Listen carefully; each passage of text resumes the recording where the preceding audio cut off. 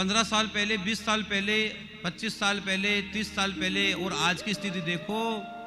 आज अब कल्पना नहीं कर सकते सेठ के दरबार में, क्यों? कलयुग श्याम बाबा के नाम लिखा हुआ है,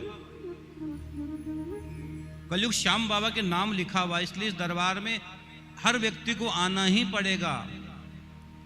बाबा थारी चौखट पर सारी दुनिया ना आनो पड़ेगो। आज नहीं आओगे वो काल पड़ेगो आनो, लेकिन बाबा आनो तो पड़ेगो। तो श्याम बाबा की चौखट पर पूरी दुनिया आएगी। हर व्यक्ति को सजदा करना पड़ेगा, माथा झुकाना पड़ेगा, क्योंकि कलयुग है ही श्याम बाबा के नाम।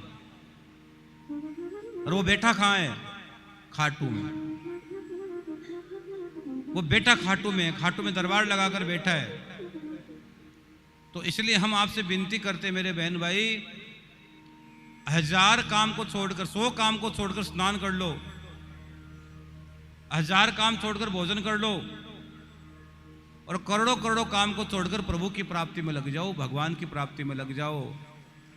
क्योंकि असार संसार में केवल प्रभु का नाम ही सार है, प्रभु का नाम ही सार है।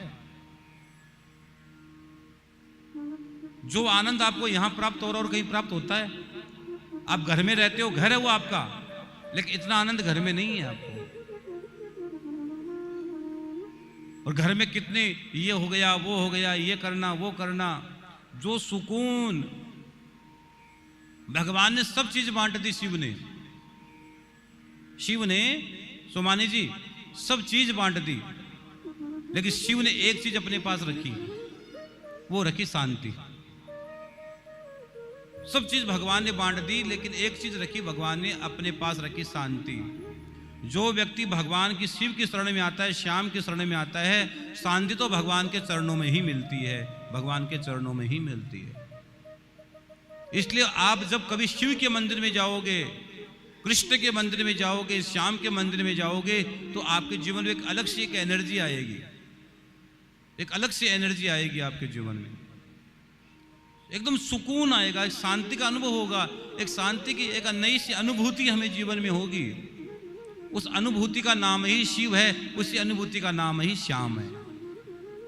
हाँ, उस अनुभूति होगी आपके जीवन में। एक समय के बाद मंत्र बोलने लगता है, जब मंत्र जाप करते हो एक समय के बाद मंत्र अपने आप बोलने लगता है अंदर अंदर अंदर।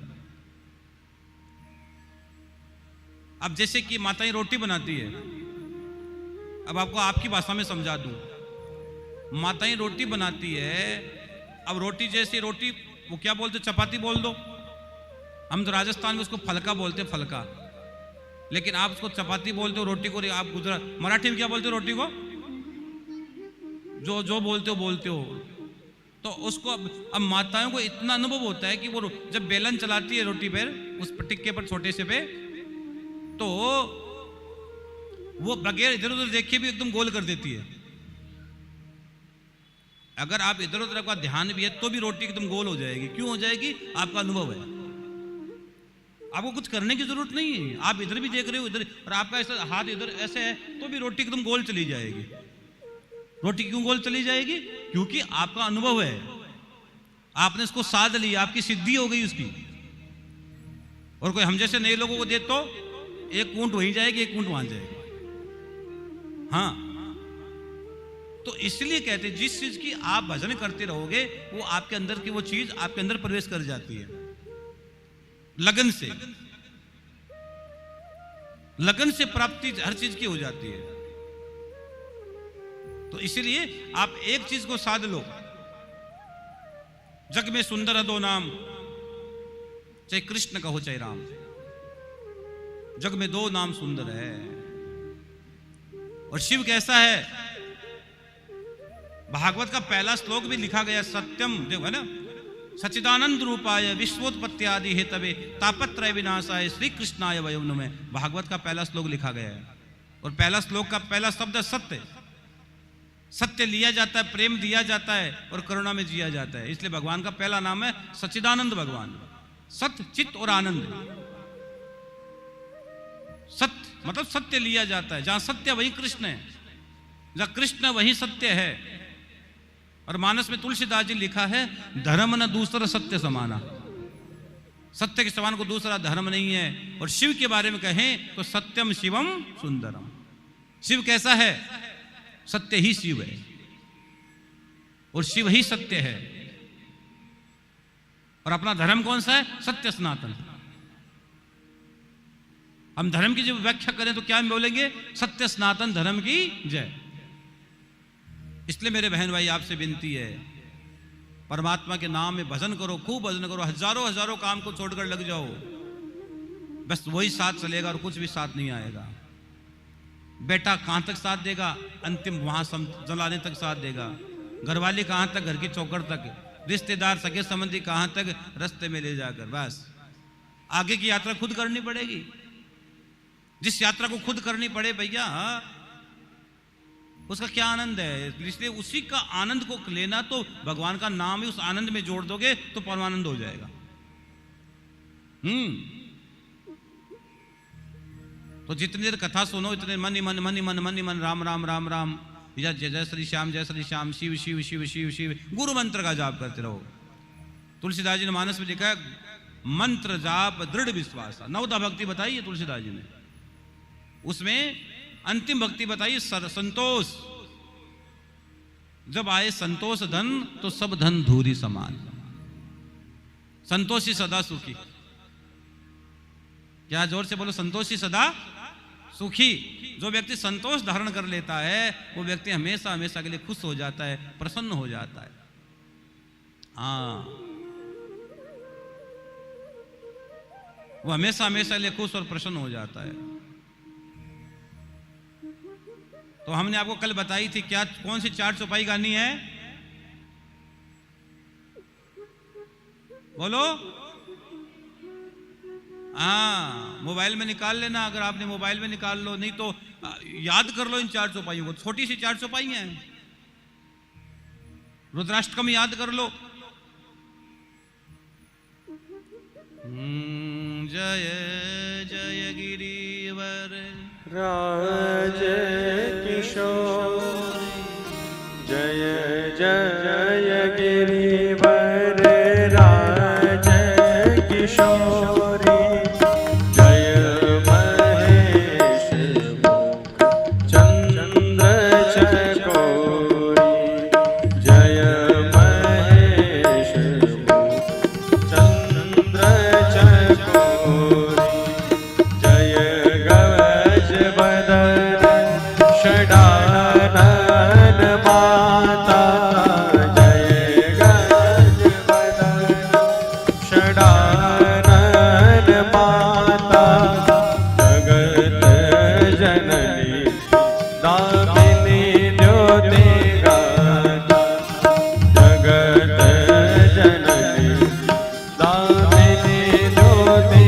गाता, नहीं तब यादि मध्य अवसाना, नहीं तब यादि मध्य अवसाना, अमित प्रभाव वेदों नहीं जाना, अमित प्रभाव वेदों नहीं जाना, भव भव विभव पराभव कारिणी, भव भव विभव पराभव कारिणी, विश्व विमोह स्वबस विहारी, विश्व विमोह स्वबस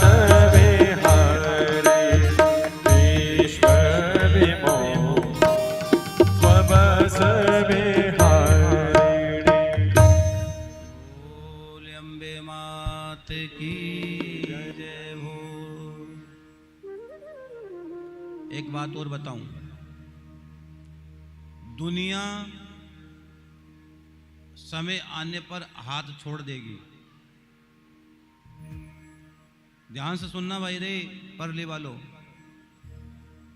दुनिया समय आने पर हाथ छोड़ देगी। और अगर आपने भगवान का पल्ला पकड़ लिया, चलो एक बात बोलूं, भगवान और गुरु का पल्ला पकड़ लिया तुम नैया पार कर जाओगे। अब मान लो यहां से एक चिंटी को, चिंटी समझ गए? चिंटी क्या होती है? बोलो। जैसे आप यहां चिंटी में, चिंटी को क्या बोलते हो? भूरी।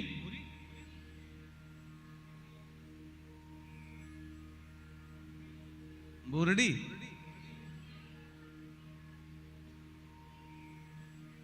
मूरी। मूरी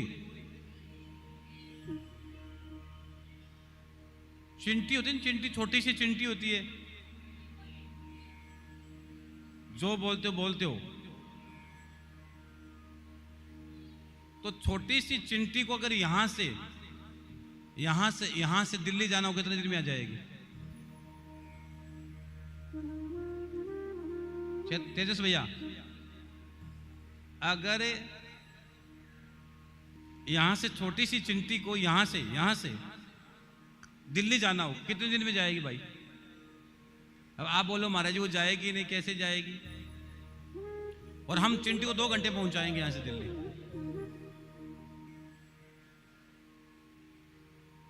अगर कोई व्यक्ति आपके यहां बैद्यनाथ में बैठा है और वो चिंटी आपके कपड़े पर लग गई,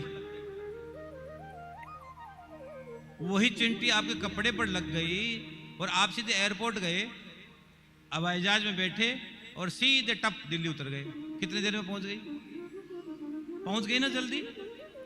इसी तरह मेरे बहन भाई, जब किसी सदगुरु का पल्ला पकड़ लेते हो, जब किसी महापुरुष का पल्ला पकड़ लेते हो, अपने इष्ट का पल्ला पकड़ लेते हो, तो जैसे पल्ला पकड़ने का मतलब उसके आश्रय में जब आ जाते हो तो फिर आपको यहां से उठाकर पता नहीं कब वहां तक वो पहुंचा देता है, तो पता ही नहीं लगता है। वो यहां से उठाएगा और वहां तक आपको टप ले जाकर छोड़ देगा। इसी तरह अगर भगवान ने आपने भगवान का हाथ पकड़ लिया, शिव के चरण पकड़ लिए, वैजनाथ भगवान की शरण में चले गए, उसके बाद और कहीं सजदा करने की जरूरत नहीं है। एक भक्त ने बहुत प्यारा भाव लिखा है महादेव का, कि इस साधन की कथा में रोज मैंने शिव का ध्यान गाया है, कि शिव के बगैर संसार की कल्पना ही नहीं है। शिव ही तो संसार है और संसार ही शिव है। तो हम कहते हैं, हे शिव, हमने तेरा दामन पकड़ा है। कहते हैं भोलेनाथ का पकड़ा हाथ नहीं तो मैं बह जाता। अगर भगवान का हाथ हम नहीं पकड़ते होते, शिव की शरण में नहीं गए होते, गुरु गोविंद की शरण में नहीं गए होते, तो हम कहीं के बह गए होते, पता नहीं कहां बैठे होते। आज आप सत्संग में आ रहे हो, कथाओं में आ रहे हो, कथा करवा रहे हो, कथा सुन रहे हो, ये केवल भगवान की कृपा है। नहीं पता नहीं इस समय कहां बैठे होते हो। हाँ, इस समय तो निकलता है। अगर तुम कुछ भी नहीं करोगे तो इस समय निकलेगा।